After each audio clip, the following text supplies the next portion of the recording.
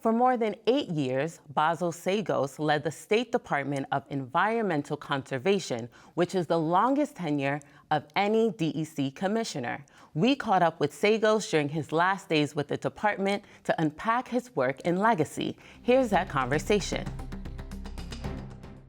Thank you so much for taking the time to sit down with us, Commissioner. Great to be with you, Chantel. Thanks for coming in. Now, I wanted to get into your decision to take a step back from the department. I imagine after over 8 years, it was a difficult decision. So what was that decision-making process like?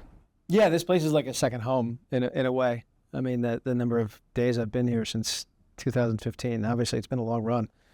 I think it was when my staff brought in a plaque last year, noting that I'd been the longest serving commissioner. I started to think, wow, maybe that's time. Maybe it's a sign, time to move on.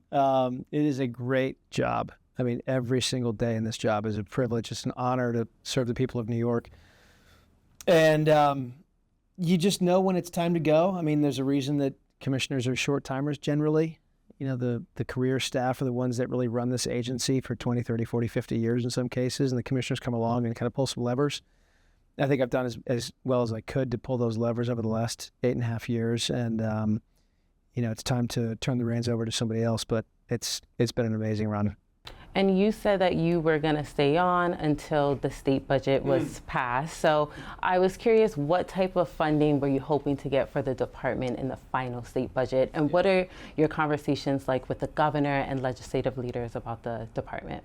Listen, we've had nothing but an amazing run of support from this governor and this legislature as well. I mean, Governor Hochul has really put her stamp on the environment. You know, everyone talks about the big things, and rightly so, like the Bond Act, which is a huge accomplishment. I often look at the big things as the more mundane issues. How much has our budget increased, our annual budget in this agency? How much has our staffing increased? And under this governor, we are way up on both those things. And that's really important because these are the people and the dollars that we need to spend who are carrying out the really important work that the public wants us to do, and we just can't do it without resources. So this governor has been transformative on that front.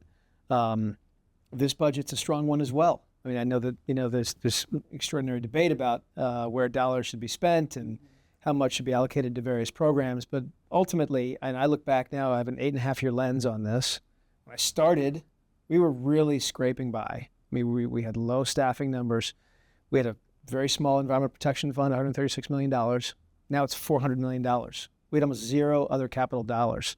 Now almost $9.7 billion.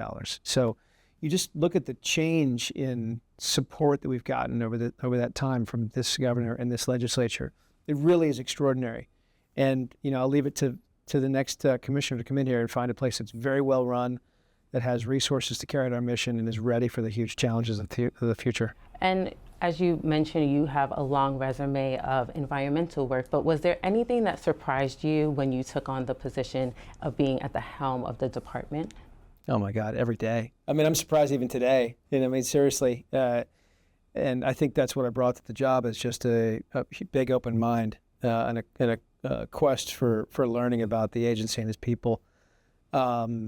You know, if you told me the day I started that we would have become a plumbing company within 2 months, I never would have believed it. But that's exactly what happened. We hit the village of Hoosick Falls. I've talked about that quite a bit recently, which lost all of its water, and it forced us into a very creative posture of having to, how do you address that? And it, you know, really brought us 600 DEC staff into a crisis intervention, going house to house, installing plumbing in people's houses. I mean, that was just a huge paradigm shift in my mind about what this agency can do. And we've done, you know, we were active in COVID. We worked, built and managed the drive-through testing facilities, the vaccine sites. We delivered food to people that were homebound and hungry. I mean, we are so creative here. So it's not just the mission and the sort of, you know, the traditional environmental work that we do here.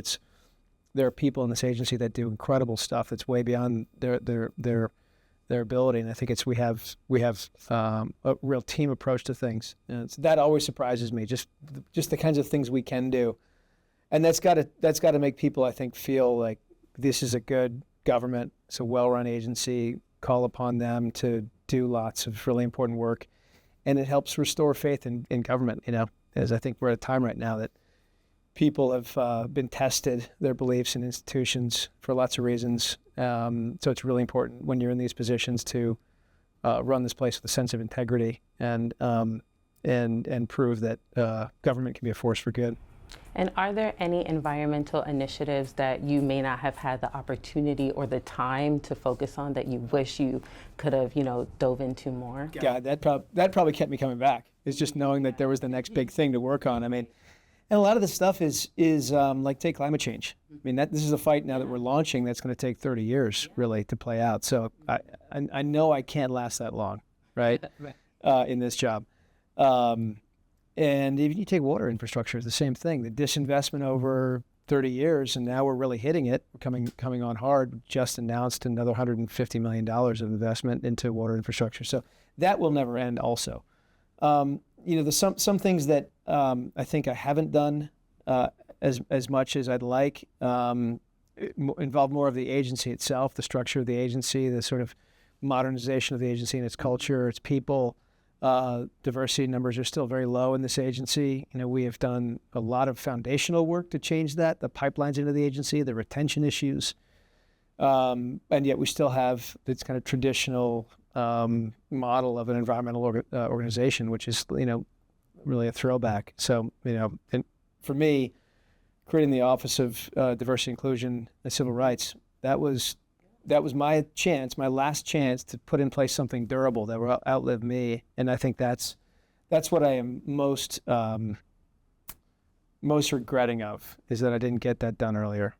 And in terms of reducing the state's carbon footprint, I wanted to touch on the Climate Leadership and Community Protection Act, which we know has benchmarks in 2030, 2040, 2050, ongoing benchmarks. So how would you describe the progress? I know that, it's definitely something that a lot of people have a lot of interest in. There are a lot of eyes on it. Everyone's very excited, but also nervous about, if we're going to be able to meet those benchmarks. But from your purview, how would you describe the progress being made? Well, listen, I think it's a little bit like my thought on the agency's diversity here. We've established the foundation. We set the targets, which is good. That was easy. In fact, it was the legislature that set the targets.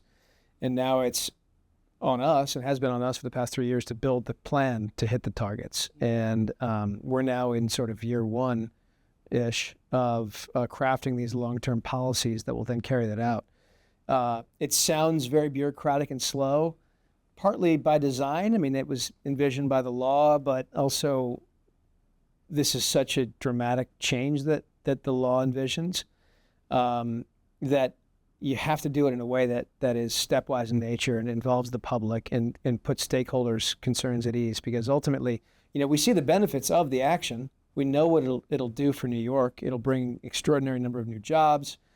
It will generate incredible economic activity. It will reduce air pollution locally. It will literally save lives.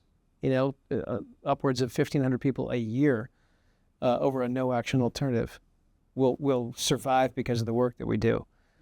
So if you want to hit those numbers, you want to get all those benefits long term, you've got to create a pathway that doesn't scare everyone off, because change is scary.